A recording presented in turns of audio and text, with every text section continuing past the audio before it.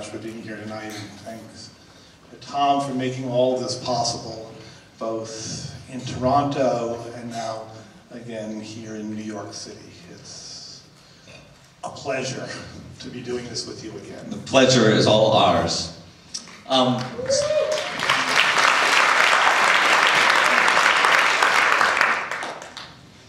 So I know you could just do this stand-up, but I will fulfill my job title by lobbing a couple questions in your direction. Please. And I didn't bring them printed out because last time I was interviewing Errol and Werner Herzog about 6 weeks ago in Toronto, and in the middle of by interviewing I mean standing out of the way while they spoke. But I did have a list of questions in front of me just to, remind me in case my mind went blank. And in the middle of this conversation, Errol described how the thing he hates the most is when someone shows up with a list of questions. Anyways, Joyce McKinney, tell us about what brings you to the subject of Joyce McKinney. What drew you to her?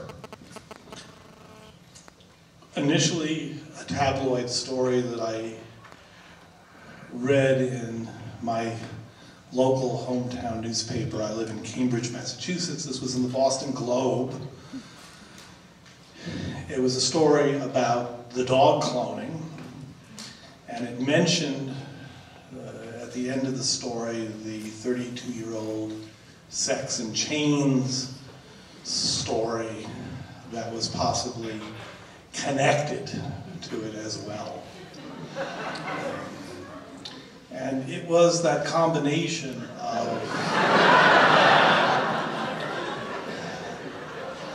A and B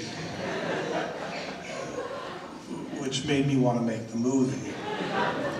Also, I discovered one of the greatest romantic figures anyone could ever possibly imagine, Joyce McKinney herself. And in that respect, I was very, very, very fortunate. I'm often puzzled. I've read this a fair number of times now, that this is not as important a story as, say, the story of Robert S. McNamara or the story of the photographs at Abu Ghraib. I would respectfully differ, saying that this is a story about love, and what more important story could there possibly be? So I was lucky to have a chance to make it,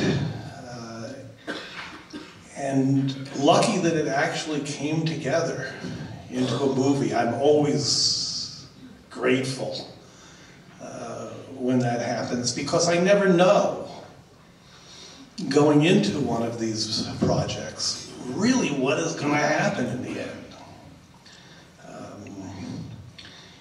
It's becoming popular to make documentaries where you really know the beginning, the middle, and the end. You use real people, but still the underlying content of the movie is known well in advance.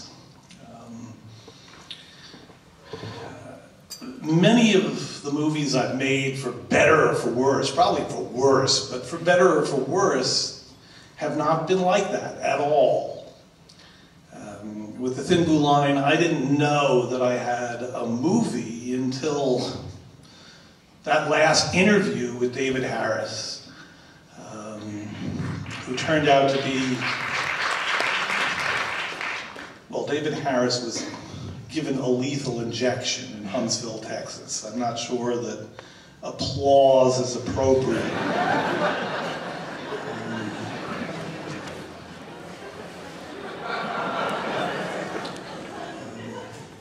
But I didn't know that I had a movie until really the very end of shooting all of this material. And I most certainly didn't know that I had a movie here until all the interviews were done. and it was put together.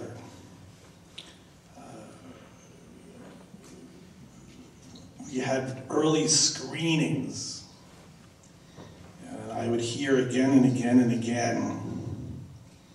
It may be Joyce's complaint, among others.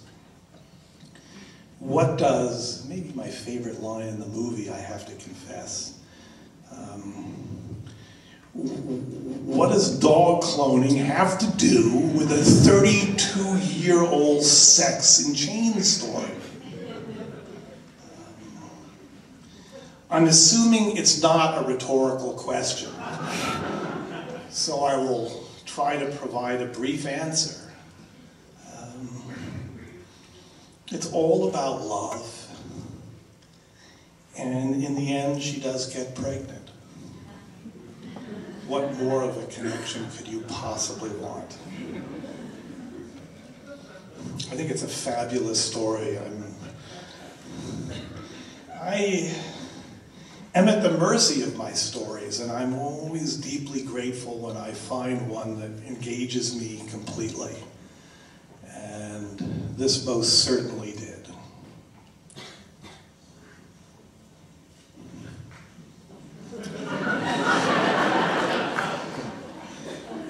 I never know girls pause. See what I mean? If I'm given a lethal injection, will that generate applause as well?